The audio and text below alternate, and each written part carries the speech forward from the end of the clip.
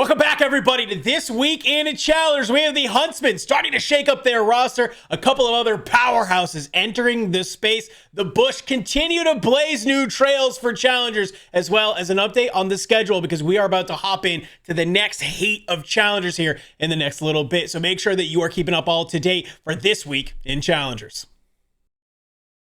Of course, every week in Challengers, there's new roster moves, but with the Huntsmen, it's a little bit more calculated. You'll see what I did there in a little bit. But we could obviously, Neum has moved up into the league, so that has left a spot open here on the Huntsmen. And we get our first backfill for this team being none other than Johnny, finally being able to go on over. Now, I really like this signing, Enigma, because I think Johnny is a player who's played well in Challengers, but also I think understands what it means to play in a system, right? Had that little bit of a stint in the league, admittedly with maybe not a great team, but that's fine. You at least know what it's like to play at that caliber against the best of the best. And I think being able to slot in with a team like the Huntsmen, and of course, a lot of their support staff that they have there, I think this is a really good pickup that are there. How are we feeling about Johnny joining this roster? Great, to be honest.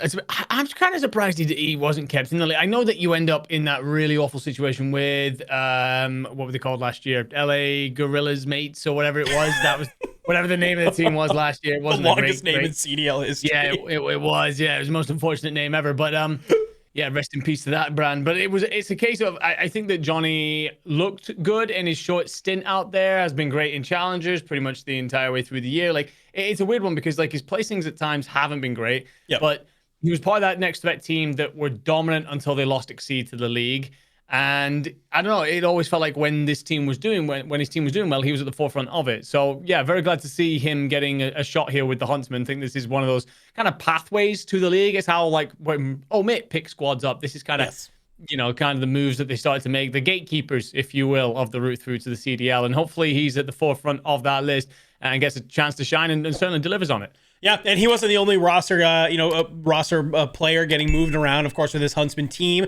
We also see Kips departing the roster, and now we're also doing a nice little Huntsman trial that's going on. Methods has been leading that, and there's been two names really at the front running, right? There's one, a tried and true name that you and I are both a big fan of in Dimensions, and the other is a newer player named Cal, who has now come on through as well. A little bit of if you haven't seen the clips, like Cal ran up against some CDL pros in ranked play, absolutely world starred them, which I think turned a little bit of heads. Like, was a name already kind of being thrown around, but I think maybe was finally the nail in the coffin to take a look at. Now, there still isn't anything sort of landing just yet. However, it does feel like things are definitely leaning more towards that Dimensions route. CDC Intel posted some of the records that we saw from some of the crims there. You saw versus Omit 4-4 with Dimensions, and then versus For Fun 7-1. Apparently not able to really get in the overload. With Cal, they didn't get a chance to scrim overload for the most part, but they did go 0-4 in the hard points, and then 4-1 in the hard points against Falcons White. So obviously for Cal, not nearly as good in the hard points that were there. They did eventually scrim with Cal on some overloads. It unfortunately did not go well. It's the thing to know there. That was in, but I mean, man, Dimensions also joining this Huntsman roster. I think if there was a fourth that we would, think to maybe throw in a team like this, I mean, Dimensions has to be a name that is very high on everyone's list. Well, we've talked a lot about him this year because someone that High Treason roster had a scary ceiling, like could take over maps at will, gave High Treason the only life that they really had in the Elite, was very much so part of them looking like they might make it out of groups and do something. But one of the things we talked about was sometimes he has a floor that's a little bit scary as well. Like in the wrong way is a case of, okay, sometimes you're kind of telling a little bit here and just sending it down mid. Plays a really high pace, happy to get involved in the thick of things.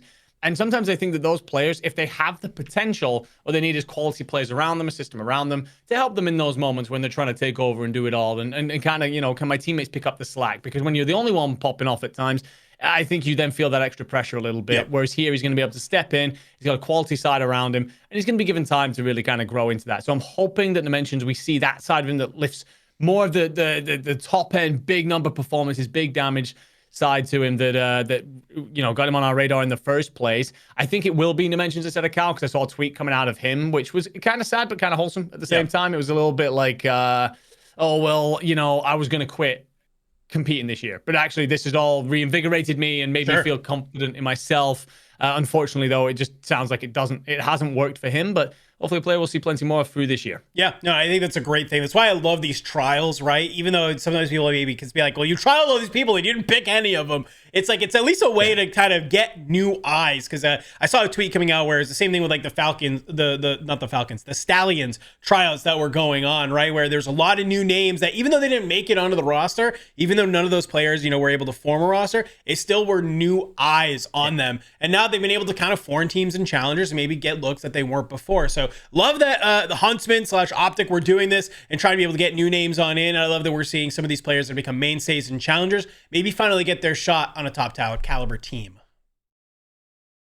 Now, the Huntsmen aren't the only team making changes. We got to talk about two other rosters. Let's start about this Project Notorious roster in because I think this is a very fun one. Obviously, last week we talked about C9 blowing it up. So that's going to put some new players on the market. Afro and Beans being two of the big ones and getting joined up by Eric Boom and Diamond Con. Talk to me about this team because I think this is about to be, they're playing in North America, by the way. And I think this is going to be a team that is about to be the thorn in the side of a lot of our top challenger squads.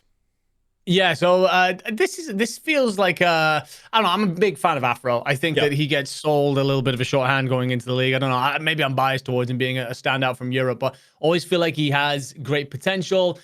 It's been a tough start to the year for sure on that Cloud9 roster. I don't think anyone on that roster could particularly hold their heads high. Yeah, he's going to be teaming up still with Beans, but importantly, rejoining with Eric Boom. Now, this is reminiscent of last year when these two played with Rafi and F-Dot? I think so, yes. And it was under Notorious, basically. And they were one of the only European teams to come over and do really well, including win in one of the opens. So a very strong squad that, it's very strong squad last year, but this year it's like, I feel like it's almost upgraded because Diamond Con, I think, honestly, for me this year, my jury's still out a little bit on him. Solid, good at times, yes, but he's never been the standout. Yep. I think Eric Boom, we were very impressed by him at parts way through this year, especially the Open, right? So for me, these four have the real potential to be a massive threat through this season. Yeah, I really felt like Eric Boom was sort of the superstar of that Five Fierce roster and a big part of why they were able to make some runs in the elite, right? Do really well at that first Open, right? Obviously, they wanted to do better, but Eric Boom had some really highlight moments that were there. And to be able to see them. So I don't know, man. I think this is a roster of like, when you have those four players who've been around like this for a while, sometimes you kind of eliminate a lot of like the crap you have to go through, right? As a new team. It's like, hey, we all know how to play Call of Duty. We all know we have good fundamentals. We all know what our roles should be, where we should be. Okay, now let's figure out our own game plan when it comes to this. And I think that's something to keep in mind when we talk about this next roster, because it's a very similar situation when we talk about the new For Fun roster that's now also coming on in, where the other two from that C9 roster have found a home, and that we have Vivid and Mac now joining up with Geo and Yuli. So you can kind of see how that previous Project Notorious roster getting a little bit blown up, getting kind of splintered and all mixed around that are there. But this is also, yet again, another roster, right? For Fun has been a competitive. And that kind of goes to talk about why I got to talk about another roster like For Fun. Yes, we screwed up the recording, so we got to do this over again. It's A-okay. But let's talk about the For Fun roster that's also going on here, Enigma, because the other half of that blown up C9 team, they also find a home. Vivid and Mac joining up with Geo and Yuli, the other remnants of that Project Notorious roster that is there. I think that this is another one of those squads that you're going to kind of forget about until you're in a bracket and you load up against them and you're like, oh, For Fun? Yeah, whatever. Like, we could definitely take that roster on. And then you load up in game and you're going to see names across the screen from you and maybe be like, oh, wait, we got to lock in. We got to try and fry against these boys, because this is, I think, another very talented team that is about to become a problem in North American challengers. Yeah, so this is, sorry, I've got a really itchy nose, so like I'm trying to fix that as we go on here, but good lord, not sure what that is, but yeah, we've got this squad's terrifying. Like, Mac and Vivid are consistently given chances in the CDL for a reason. They are reapers here in challengers. They go crazy whenever they get down here. And for me, the fact that Geo wasn't still in the league stunned me. I know I said that earlier about Johnny. I just felt, Johnny had that flash in the pan moments. Thought, he was on a tough team, kind of deserved a little bit more. Geo in my opinion, should have been still in the league. He's probably looking up at some of the folks in there and like, how the hell am I not in before you? But for me, this is a very, very strong team that, well, they should be improving all bloody year, because they've got a coach per player, which is an interesting strategy. Don't think I've ever seen that before. I'm going to assume that there's going to be like an S&D guy, a hardpoint guy, and so on, because otherwise, where's the overlap here, gentlemen? Are we like giving massages as we warm up for these stations? Like, oh, what the fuck's going on? Yeah, you think it is in the open? They change, they rotate down through who's giving the massages. They like every map they rotate, right? No, I do think it is, as much as we're poking fun, it is, obviously you have Juju and Pengu, who I think are like head coach, sort of assistant coach. G Bursted, their profile says S&D coach, and I think Rayless is playing a little bit more of an analyst role for the team as well. So, right, tracking obviously a lot of the map stats specific, right? Hopefully helping out with those, some of those picks and bans, things like that. So, I mean, but I think the key thing here for me is that, like, when you have a support staff this deep, it hopefully can be the blueprint for other challengers teams if they want to showcase, hey, if this for fun roster starts to now come on in the second season of the Challengers League that we're about to head on into, and they look absolutely gross, okay, now maybe there's a reason you have 4 coaches, and maybe there's a little bit of work going on there, but there's also that sort of double-edged sword where if you don't do well, maybe people are going to be looking at, maybe you could have used some of that money to get other players. Who knows? I don't know what's there, but yeah, as long as it's efficient, because I'm worried a little bit about it being like too many cooks in the kitchen. Yeah, that kind of phrase, and it's like I'm just a little bit concerned about that. But as long as they work out a system, like again, like as you said, like you get an SD specialist in there, they focus on your routes, your breakoffs, and so on. You get one in there that's kind of like, okay, this is how we work on vetoes and so on. Like if you can get that in, then that's better than a lot of the pro leagues going to be running. So what a team this could be this year. A lot of questions about teams who maybe should be in the league over some of the CDL teams. And hey, maybe For Fun is making their case.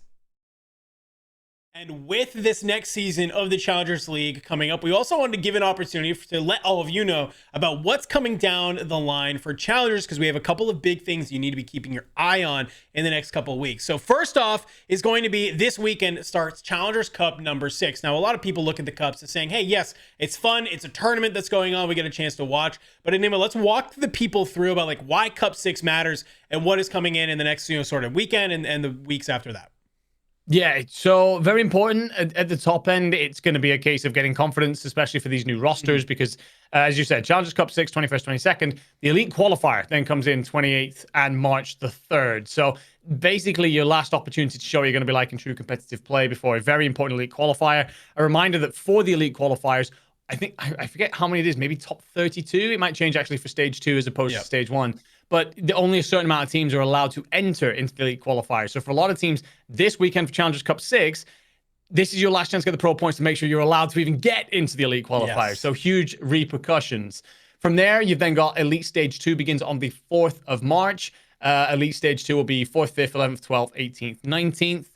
But then there's in the middle of that, Challengers Cup 7 appears 7th and 8th. However, that one will be a Pup Cup. Now, I know you and me kind of love paying attention to those a little bit, because it's like, where's the new faces coming from? The new names getting in? What about those that missed out on the Elite Qualifiers? And we're not done there, because 21st, 22nd is Challengers Cup 8. And then obviously it's the Open at Major 2 from the 27th to the 29th of March. So lots of stuff coming up for you guys for sure. Lots of things you got to be keeping your eye on. I think the real key things there for me is, like you said, it's number one, it's this cup coming up this weekend, your last chance to get pro points that you need in order to play in those elite qualifiers. But then also, like you said, during that whole stint of Elite Season 2 going on, we also have 2 other cups that are still going on as an opportunity for maybe those who missed out on this elite to now continue to earn pro points, but also, I think, arguably more importantly, still get more reps underneath your belt for that Birmingham Open. Obviously, there's a lot of talk around, are some North American challenger teams going to be able to attend that Birmingham Open?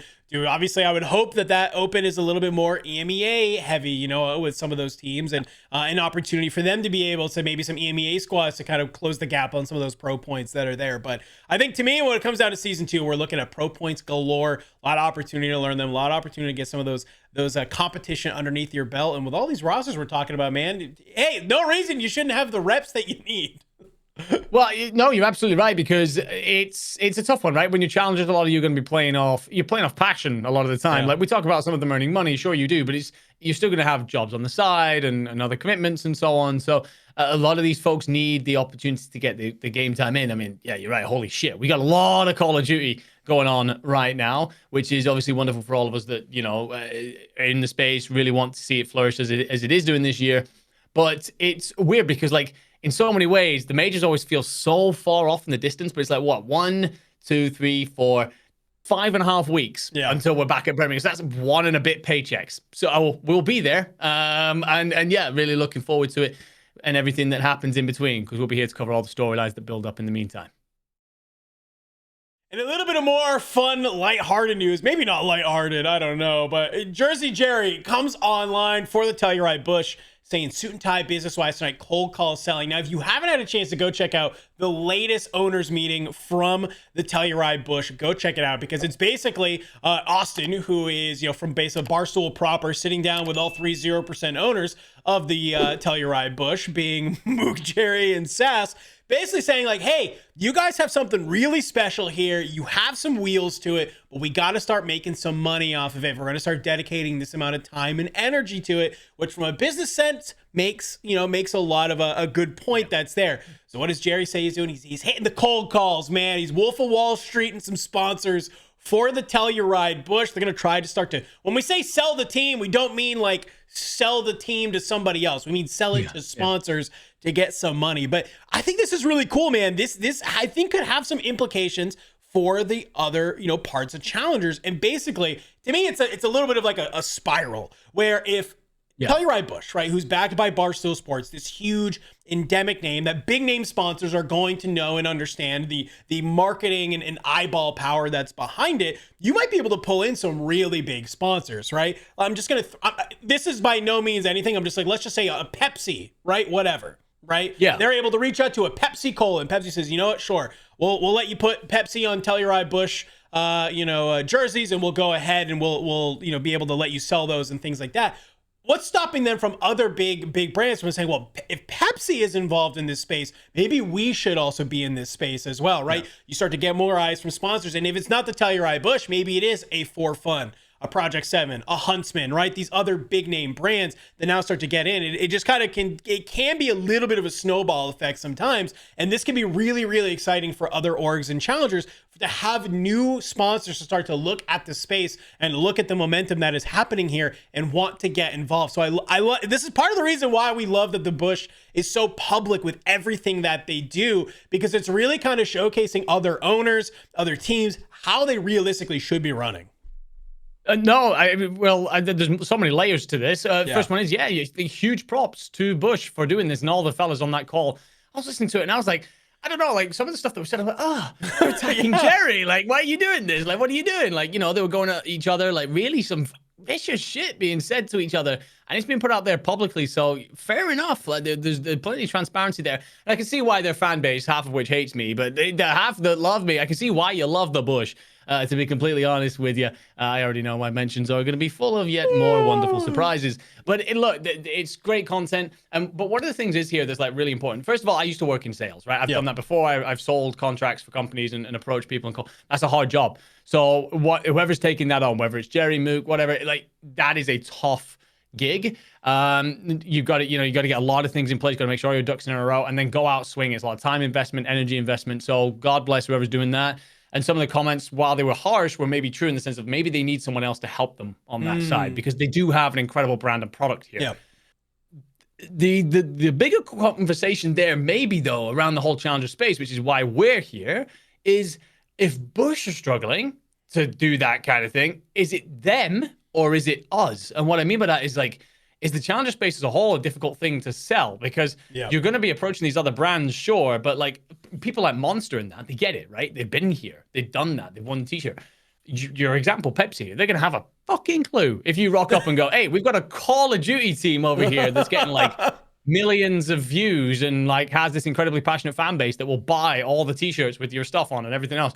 I don't know if they will. So, like, if they're struggling, then it's a case of, well, every other team in CDL, in Challengers, is likely going to be struggling as well. And it's important because you have to pay money to get to Birmingham and all these other events, and you're paying player salaries and you film crews and all that stuff. So, yeah, really tough one for the Bush, and I'm really hoping that they figure it out because, of course, they're a wonderful addition to our space. Yeah, and I think they will, right? I mean, realistically, at the end of the day, I think they will. There's some talks, in that about just like asking for support even from Barstool proper, about, for some of these initiatives that they've had. And I'll be curious to see if that goes on through. I did order a Telluride Bush hat when I saw they were back in stock. I'm a big hat guy. So hey, maybe if I happen to find my way at you know, Major 2 or at Atlanta, and you know, when I'm not casting and can maybe show my biases, you know, out in the open, then great, cool, absolutely, no problem. But I don't know, man. I'm right there with you. This is like, there's a way to look at this and be like, wow, the org is failing and everything is going down. But I also think there's an opportunity here to showcase it as a little bit of a positive light of what is possible and what maybe could come out on the other side that is there. Yeah. And that is more eyes on the challenger space from big corporate sponsors that maybe want to get involved and help this scene become a little bit healthier. So, well, obviously, Challengers is still on a little bit of a hiatus while we're getting ready to gear up for Season 2. Plenty of stuff still going on, right?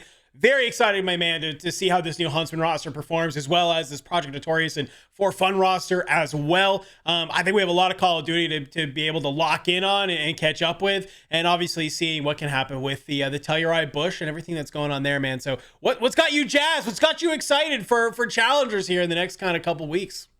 I mean, the obvious ones are the roster changes, right? We get to, because there's no such thing as static. I think sometimes in the CDL, although we do see some small tweaks and everything else, sometimes it feels a little bit like we know our power rankings, right? If we were to try and give them now, which we were kind of discussing, like, do we? But it's like, we don't know where so many of these teams sit right now. So, yeah, it's kind of hard ones. We're looking forward to seeing how all of them look. And they only get one cup to show us before that elite qualifier. A lot of stakes on the line, of course, because, I mean, again, we're now building us up to going out to Birmingham. And, well, teams are going to need all the sponsorship they can get. So hopefully some of those coming in for some of our big teams.